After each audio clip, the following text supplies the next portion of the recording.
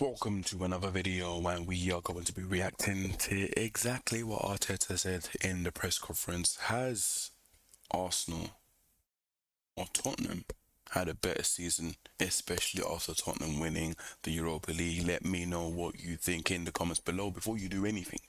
Like, subscribe, share with everybody that you know, but let's get into the video. Problem is, and when you might have him back available for pre-season Yeah, he's not looking happy, is he? He's not looking happy, bless him. He's not looking happy. situation and what their problem is, and when you might have him back available for pre-season or beyond. Jury, and he had a surgery.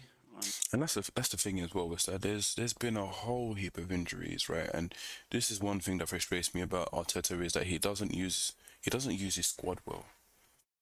He has a core 11, maybe core 13 that he uses, and he does not use the others. I have to blame Arteta and the board for that because you're not getting a striker, first of all, and you're not using your team well. And if you can't rely on your team, or if you can't, if you don't trust on your team, then that's something that that has to be in your hands because you guys got those players. Tuesday morning, and on his ankle, he's been feeling that discomfort for many weeks. He's been navigating through the season with that issue, and it needed to be resolved. So he's gonna be out for a while. And it is what it is, man. I hope speedy recovery to a man like Urian. He was an absolute beast this summer. Absolute beast. Man like Urian Timber. Absolute beast. Sunday probably marks the end for a number of the players at this club. Yeah, there's a lot of people going out. There's a lot of people going out. Is there any sort of there's an understanding some are going to go, but Partey there still remains a little bit of a question mark over. Is there any movement on that yet? And in terms of the level, See, I want Partey to stay. I think Partey should be given at least a year or two, because again, we need players. We have seen that Arteta, if he doesn't trust you, he's not going to use you, man.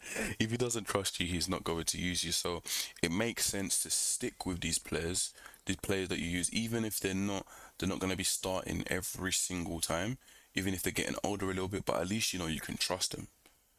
Having a team that that you can trust, not only is it going to be easier for you, but it's going to help with injuries in the future. he's played at this year, how important is it to maybe keep him? Well, there's some question marks on a few of them, so we'll have to wait and see. We still have another Premier League match to play on Sunday, and after that we have some time to sit down and finalize a few things. I'm not gonna lie, I just want this season to be over. I want this season to be over. I am done with this season, man. I'm fed up of this season. I just want it to be over, especially now that we're linked with so many players. I just want the season to be over. I just want to see a couple of reveals, especially how Arsenal do it. Arsenal do some great reveal videos, man. They do some good reveal videos. I just want to sit there, wake up in the morning, yawn, feed our children, and just be like, yeah, locked in. What Arsenal is Arsenal signed. I want the season to be over. I'm done. It's been a long season, bro. It's been a long season. Have to be done. In regards to Thomas, I think consistency-wise, he's been his best season. I think the way he's played, performed, his availability, he's been exceptional, and he's a really important player for us. And I think that says a lot. I think that basically means, from what I read there, from what I heard there, it seems like his contract is going to be renewed, and this will be a good piece of business, especially if we could just keep him there for an extra year or two. Just rinse him out of everything that he's gotten, and then you can go Saudi, and then that would be great. That would be great. kind of noise when you signed him. Do you sit back in your armchair with your peace and quiet at night and think, gosh, that was one of the best decisions I made bringing him in, and the improvement you've seen under him?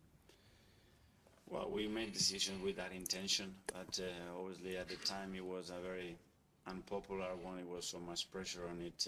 And this is another thing as well, was that don't you guys realize that every single time these guys have gone to go get someone, they've got a David Raya, fans were complaining. Turns out that he was solid. They went to go get Marino, right? I was even complaining about Marino. Turns out that he's very useful. Okay, Odegaard. People didn't want Odegaard at one point. Turns out he was useful. Havertz.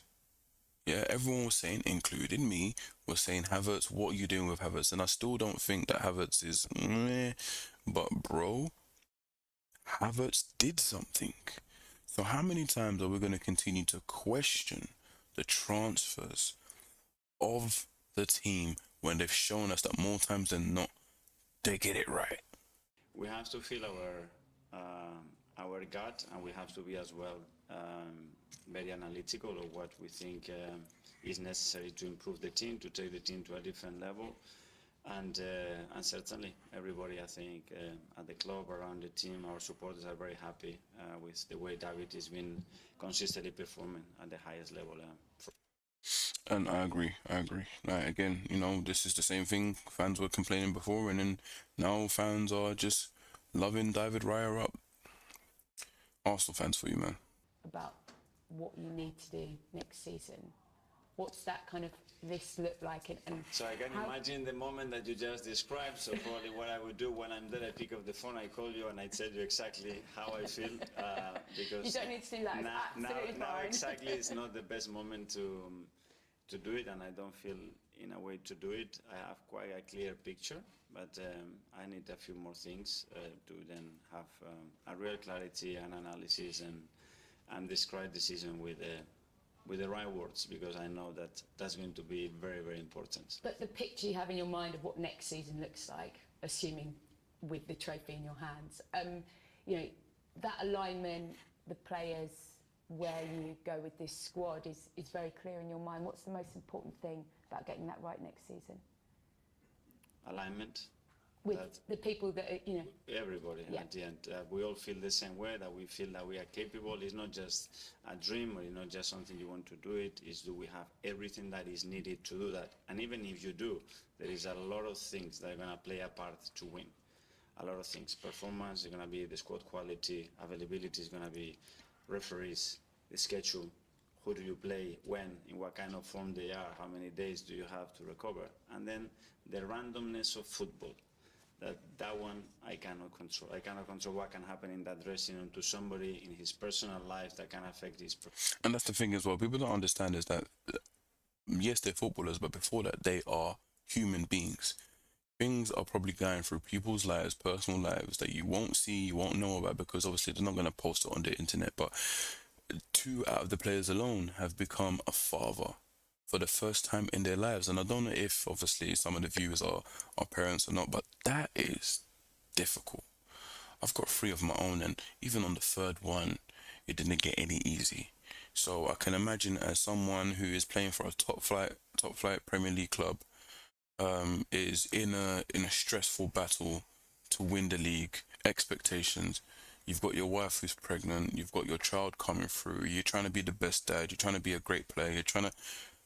People don't understand, man. People just don't. People just look at, oh, this is what you're getting paid for. You're playing for Arsenal, you do this, you play for Man City, blah blah blah blah. People have lives, and people need to realize that lives affect your work. Your personal life does affect your work, especially if you're having a child and you're not sleeping, bro. No trophy for you this season, but obviously your rivals managed to do it last night. How much extra pressure does that maybe add on you? And a word on maybe Ange Postecoglou, because you probably know better than us the sort of roller coaster that he's been on this season, and you sort of see him at the end with his family, and I think you have Him looking at that probably pissed him off. Yeah. And you can see about it now, his face has changed. Just a minute ago he was smiling. Now his face is completely changing. You can see that this he did not like, and this is going to fuel him.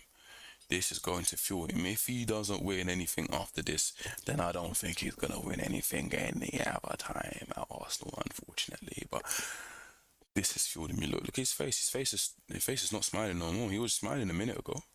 kind of take your hat off, don't you, to what he's achieved? Just congratulate them. I think they are champions, and when you get to there, you have to do a lot of things right. I think they're going through a season with, again, a lot of obstacles and difficulties, and they have at the end to manage a beautiful moment. So you have to congratulate. This is sports, and I'm sure they've done everything in their hands to achieve it, and they are really happy. I love that answer, man. And this is what I was saying to my fellow Arsenal fans is that now that Spurs have won, the worst thing you should be doing is trying to be like, oh, but you're not gonna win another cup for this, that, this. Or yeah, you look at the run that you had. It was easy. You can say a bunch of stuff. They'll just turn around and say, so what? We've got a European title. Mm. The best thing you can do is be classy, be humble, and be like, well done, Tottenham, well done, Crystal Palace, well done, Liverpool, right? Well done. They did what they had to do to get over the line. We didn't. Other teams didn't. Right? If I was Man United, oh my days. If I was Man United, I'll be thinking, what the has happened that we're getting beaten by not only just a Tottenham squad, but a Tottenham squad that is plagued with injuries. Boy, oh boy. Man United fans, let me know how you're feeling, man, because, yeah, I'll be pissed. And the question that I have been asked to ask is who's had a better season? Sorry? The question that I've been Ooh, the big important question. asked to ask is who's had a better season? You finishing second or I don't Spurs like to winning? compare with other teams. I need to analyze my team. That's my job. Safe answer. But yeah, but listen, he spoke truth there. What one thing I will say is that when the reporter asked, what is it going to be like next season, and he says, we're going to try our very best, and this can happen, that can happen. I think he should have just left it as we should try our very best, because I know there's going to be fans and other rival fans like, see, he's making excuses again. Look, he just blamed the ref. He blamed this, and he blamed like unexpected things happening. So it's going to come back to bite him. I'm just saying this because I know my fans and I know other fans. So, but yeah, let me know what you guys think from this press conference here. And as I said before, like, subscribe, share, and let me know down below what you think. See you in the next video.